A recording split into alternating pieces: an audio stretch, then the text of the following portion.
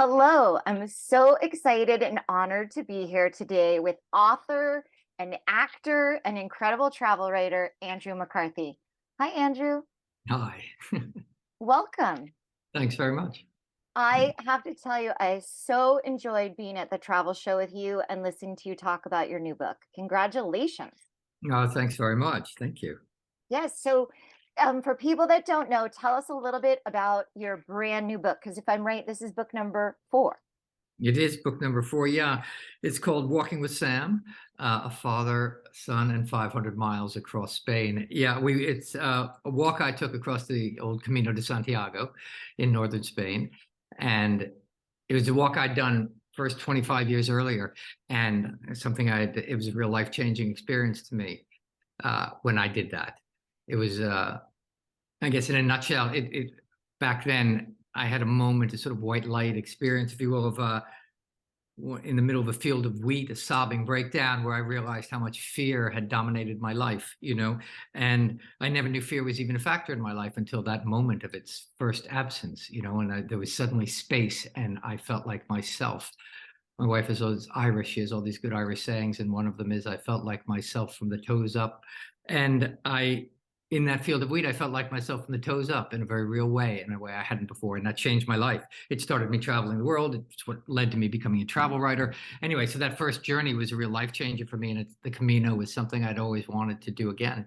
And, uh, and my son was 19 and sort of beginning his own life out in the world. And I didn't want our relationship to end. When I was 17, I left home and my relationship in essence ended with my dad. And that was one of the larger regrets of my life. And I didn't want that to happen. So it was a journey about trying to rewrite how our relationship is cast as opposed to parent-child into sort of adults, seeing each other for who we really are, as opposed to seeing the dynamic that exists between parent and child. And yeah, it was a profound experience. I knew the first time it was so profound. I thought something might happen the second time as well, and we weren't let down. The Camino has a way of doing that. The Camino, if you just keep walking, has a way of sort of teaching you what needs to be taught. And for anybody who's listening that's not entirely certain about the Camino, it's a pilgrimage route. It's across Spain. Could you say just a few words about how? Do you know a bit more about? I know you have it in your book, but how did Sure. it get started? Why do people do these walking journeys? Well, why do people walk? Is a whole other conversation and a good one. But the Camino started in the 8th century. The Catholic Church said that the bones of the Apostle St. James had been discovered in the farthern westernmost reach of the Iberian Peninsula, and anybody who marched there would get half their time in purgatory knocked off.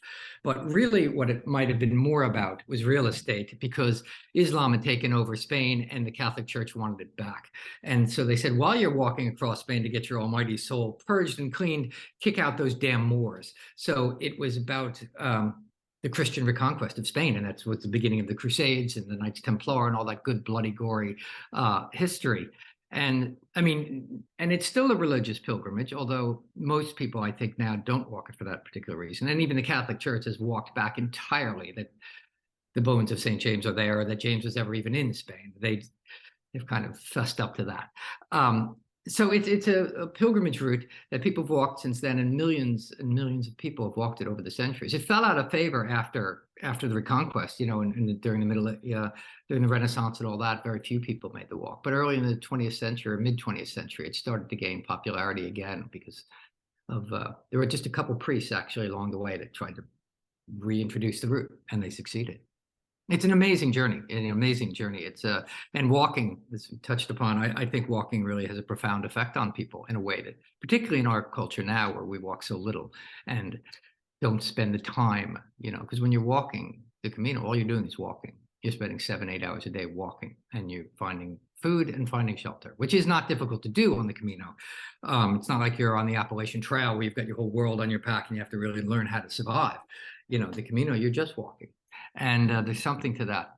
And there's something about flowing into the current of millions of people who over centuries have done the same. That's really can't be denied. I agree. I haven't walked that yet, although I'd like to, but I did a couple of 8-day treks in Nepal. And there is something about being so focused on walking from one place to the next. Well, and it's like you don't even have to focus really. You just have to just keep going. You can have all your own, you have some big agendas for things that are going to happen, and you're going to have these big experiences. And the walk's just going to do what it's going to do to you, and it's going to feel you to yourself in a way. A lot of people walk just the last week or so of the Camino and stuff. I always say that's fine, that's great. If that's all you can get off from work, or if that's all you want to do, that's fine. But the gold is in the attrition that happens over a long period of time, over 4 or 5 weeks of walking, and that's where the real, in my experience, the magic is in the exhaustion. Right. So 5 weeks is a very long time. And you referenced that the walking is its own conversation. So you recently had an amazing piece in the New York Times about the walking as the worst kept secret. That Yeah, I mean, I do think, it was the Camino, the first time I did it, that really made me realize this. I always looked at walking as sort of the slowest way to get anywhere. And over time, I've come to realize that walking may actually be the event itself, and there's much documentation of many more intelligent people than me about how profound walking is. It gives all that sort of hamster wheel stuff that goes on in our brains all the time just gets burned off, and we drop home to ourselves, and it's well documented to fuel creativity. You could be home at your computer all morning pounding away, and you go out for a walk and suddenly, oh, that's the answer. And that's doesn't happen by accident, and that happy accident happens over and over and over when you walk. So there's something, we were born to walk, we were born to move at a walking pace. It's just not something, and the sense of rhythm that happens to step after step, I think, is appropriate to the mind, and the mind wants that and craves that, and the emotions want that and crave that. So I find walking, often highly undervalued. during this time of COVID coaster, and you referenced that people have had a lot of fears come back and a lot of alienation. And I think you mentioned that specifically in your talk in New York, that it's been a really hard time for people. I took a meditation class at UCLA, and they kept talking about walking meditation, that you don't necessarily have to go for 5 weeks, although I think that'd be better, but that there is something very innate in the walking. Oh yeah, no, I'm just going out for a good walk for a half hour. It changes the way you feel. Who's it? It's a famous line. If you're in a bad mood, go for a walk. If you're still in a bad mood, go for another walk. I mean, there's something about just you know popping out for a half. There's something about it. Yeah, I think it's certainly better than going to sit and have a cup of coffee. Well, and Yeah. I think there's also something you talked about, evolving. I was going to say repairing, but evolving your relationship with your son to an adult relationship. And I know early on in your book, he talks about he's not going to be on TikTok anymore, and there's other issues about who's going to find food and learning to speak Spanish. Can you talk a little bit more about what do you think that does for families that need this ability to have the time to connect? Well, one of the greatest luxuries, probably the greatest luxury you can have with an adult child, is time. My relationship at home is like, hey, Sammy, you want to go get some sushi? Okay, see you later.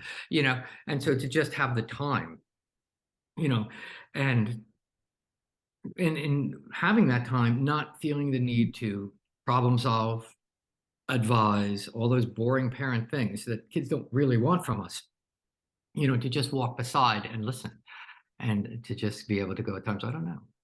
I don't know. On the second day of the walk, Sam said to me, "What's the point of this effing walk?" And he didn't say effing. He didn't say effing. So, and on the last day, he said, "Dad, that's the only 10 out of 10 thing I've ever done in my life." So the penny drops. I just had to keep him walking. I think like in the third or fourth day, he said, "Is there an airport in Pamplona?" So it didn't take much to sort of get under that thought. But once the sort of he settled, I knew he would have a big experience, and I didn't have to curate it. All I had to do was walk beside him. That's one of the things we think we need to do as parents, is curate our children's experience in such a degree. And I trusted the walk enough, having done it and having known its profound effects on me, that just keep walking and just walk beside him. Just my son was processing a lot of stuff in his life at the time, and you sit him down for a chat, you're not going to get very far, but you get him moving. Eventually, it all comes out. And so we'd start the day walking, and I remember I would always just actively tell myself, "Don't speak, just walk." And whether it took 5 minutes or 45 minutes, eventually. So anyway, I was thinking blah blah blah, and all there it comes, and it's a real privilege as a parent to be able to receive our kids, you know. At the end of the walk, when came marching up in Finisterre there, I just stood there. I took a taxi out at the end to receive him at the sea. And the beautiful thing is he let me receive him. People have to allow you to receive them, and there's a beautiful thing in that. It is a beautiful thing, and I wonder if there's a piece of that that comes from also your acting background about stepping into different roles and having been an actor for so many decades of, being able to see things from different perspectives. Do you think that informs any of that? I mean, I loved all your movies and you've done so many interesting roles. I don't know that it does actually. It'd be a nice link up to make, but I'm not sure that they really do. I think it's just trying to be present and awake in your life, and whether that's being an actor. Actors certainly learn about behavior and to be observant. Mhm. But and certainly being able to be observant to our loved ones and actually see them. That's all any of us want, right? See me. And so, but I don't know that that's anything to do with acting.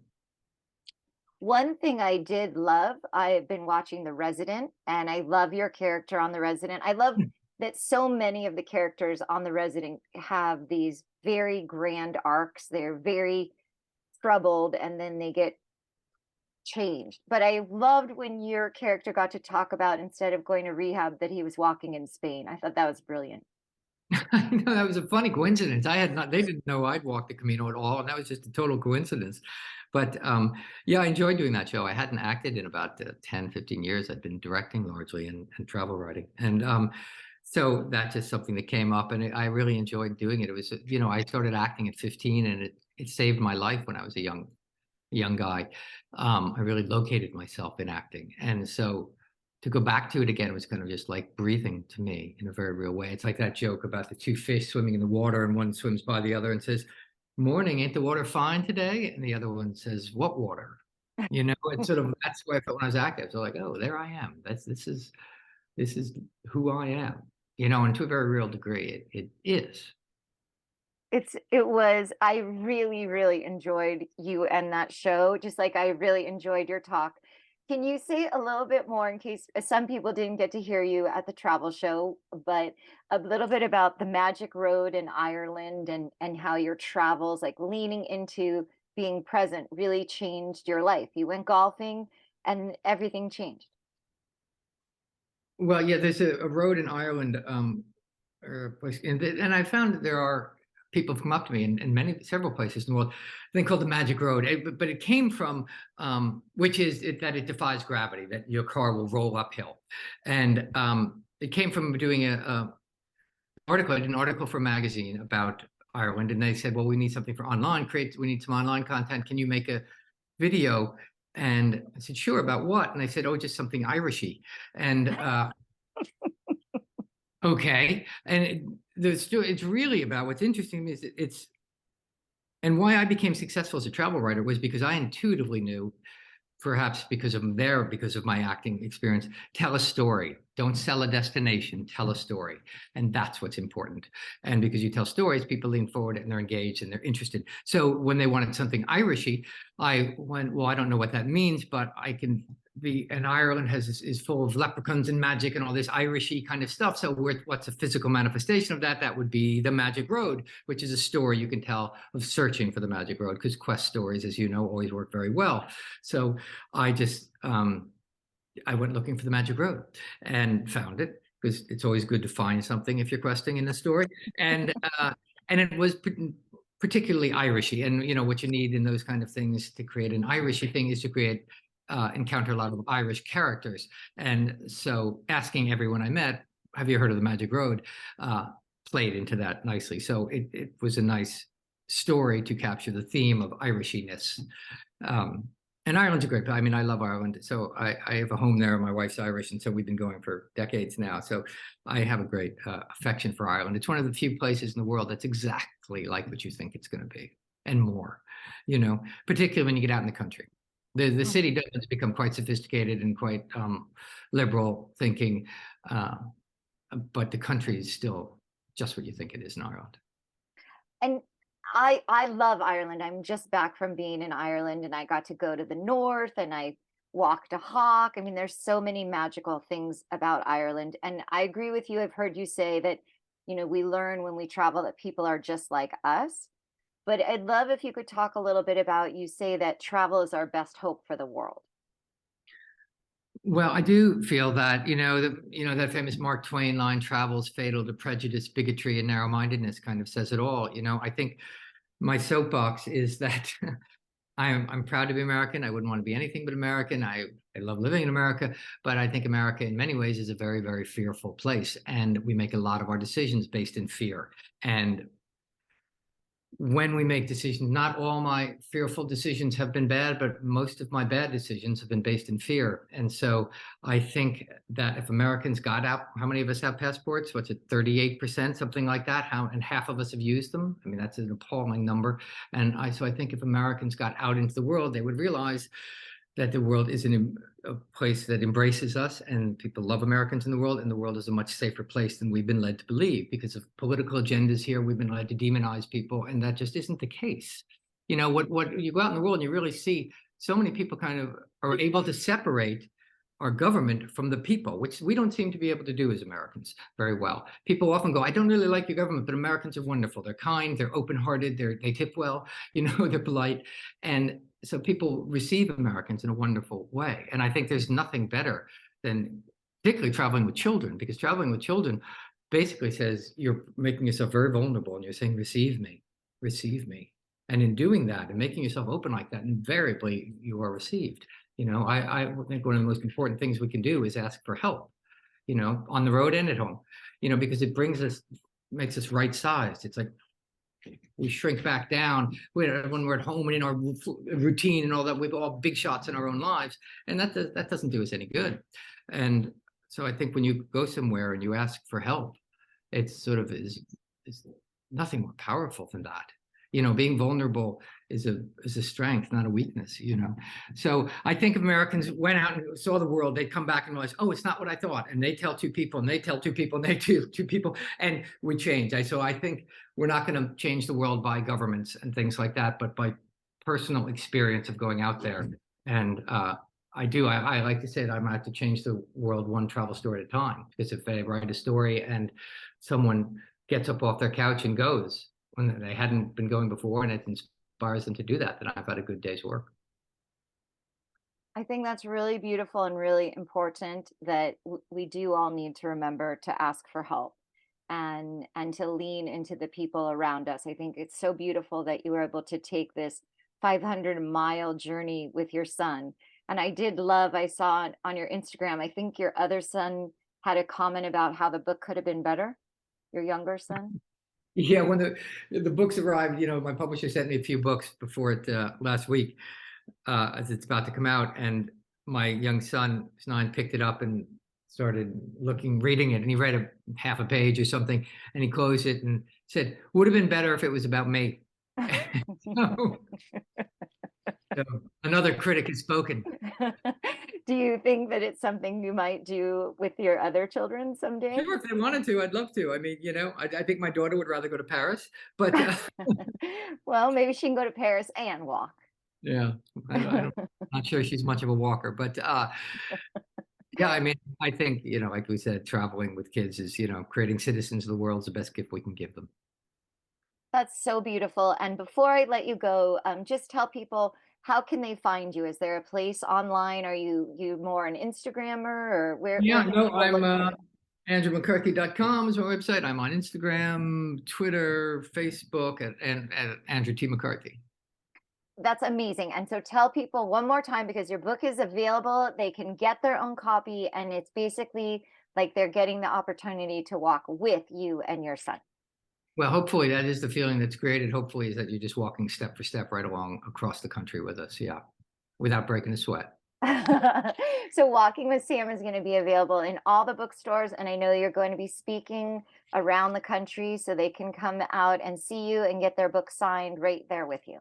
Yeah, absolutely. Yeah. I'm looking forward to going out on tour and getting across America. Yeah, very much. I think that would be great. Well, I really, really appreciate you spending this time with me. I hope your book has tremendous success. I loved reading it, and I look forward to seeing you at the travel show next season. Okay, good. Thank you. I really enjoyed it. Thanks a lot.